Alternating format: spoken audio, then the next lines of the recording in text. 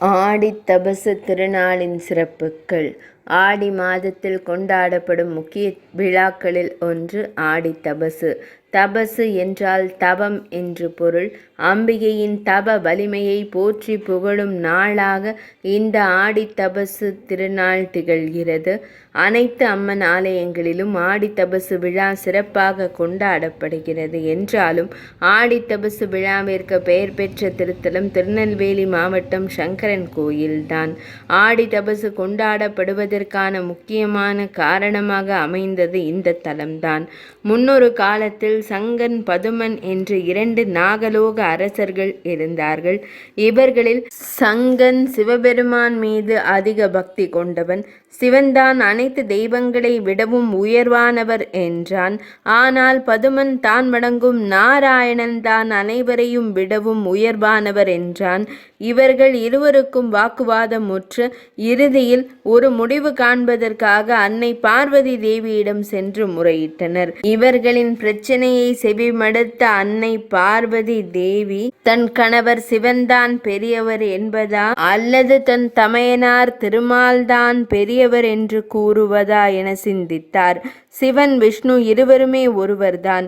உருவத்தில் தான் இருவரும் வேறுபட்டவர்களை தவிர மற்றபடி இருவரும் ஒருவரே என்றார் அன்னை பார்வதி. ஆனால் சங்கன் மற்றும் பதுமன் ஆகிய இருவரும் இதை ஏற்க மறுத்தனர். உரிய காலம் வரும்போது உங்களுக்கே இது புரியும் என்று கூறிவிட்டு சென்றார் அன்னை பார்வதி தேவி. நடந்தவற்றை சிவபெருமானிடம் கூறினார் பார்வதி தேவி. மேலும் உலக உயிர்கள் அனைத்திற்கும் நீங்கள் இருவரும் ஒன்றுதான் என்பதை உணர்த்த இருவரும் ஒரே ரூபமாக காட்சி தாருங்கள் என்று வேண்டினாள். அதற்கு சிவபெருமான் பொதிகை மலை பகுதியில் புன்னை வனத்தில் தவம் இயற்றும்படி கூறினார். அதன்படி புன்னை மரங்கள் நிறைந்த காட்டில் தவம் இயற்ற முடிவு செய்தார் அன்னை பார்வதி தேவி.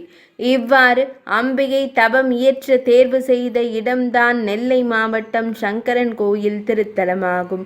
பார்வதி தேவியான அன்னை தவம் இயற்ற பூலோகம் செல்கிறார் என்றதும் தேவ மாதர்கள் அனைவரும் பசு கூட்டங்களாக மாறி வந்து அன்னையானவர் தவம் செய்வதற்கு காவலாக இருந்தனர். கோ என்றால் பசு. பசு கூட்டத்துடன் வந்து மதி போன்ற முகத்துடன் தவம் செய்த அம்மன் என்பதால் இத்தலத்து அம்மன் கோமதி என்றும் ஆவுடை நாயகி என்றும் அழைக்கப்படுகிறார். புன்னை வனத்தில் ஊசி முனையில் நின்று அன்னை பார்வதி தேவி கடும் தவம் இயற்றினார். அவரது தவத்திற்கு மகிழ்ந்து சிவபெருமானும் நாராயணரும் இணைந்து ஒரே ரூபமாக சங்கர நாராயணராக சங்கரன் சிவபெருமான், நாராயணர் பகவான் ஸ்ரீ மகாவிஷ்ணு அவ்வாறு காட்சியளித்தனர். ஒரு பாகத்தில் தலையில் ஜடாமுடி, கங்கை பீரை, நெற்றியில் திருநீற்றுப்பட்டை, கழுத்தில் அரபம் ருத்ராட்சம் அணிந்த கோலமாகவும், மற்றொரு பாகத்தில் தலையில் கிரீடம், நெற்றியில் திருமண், கழுத்தில் துளசி மாலை, கையில் சங்கம் ஏந்திய நிலையில் சங்கர நாராயணராக காட்சியளித்த நாளையே ஆடித்தபசு நாளாக நாம் கொண்டாடி மகிழ்கிறோம். சிவபெருமான், திருமால், அன்னை அம்பிகை ஆகிய மூவருக்கும் உரிய நாளான ஆடித்தபசு நாள் இந்த ஆண்டு ஆகஸ்ட் 7ஆம் தேதியை வியாழக்கிழமையான இன்று, அதாவது ஆடி மாதம் 22ஆம் நாள் 2025ஆம் வருடம் வருகிறது. இந்த நாளில் சங்கரன் கோயில் சென்று வழிபட்டு வரலாம். இயலாதவர்கள் அருகில் உள்ள சிவவிஷ்ணு ஆலயங்களுக்கு சென்று வரலாம்.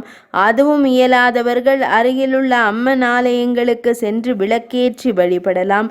இந்த நாளில் சத்யநாராயண பூஜை செய்வது வறுமையை போக்கி அனைத்து விதமான செல்வங்களையும் அள்ளித்தரும்.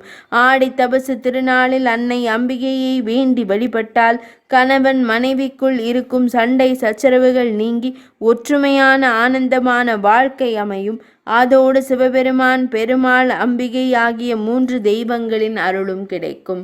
ஆடித்தபசு சிறப்புகள் இனிதே நிறைவடைந்தன.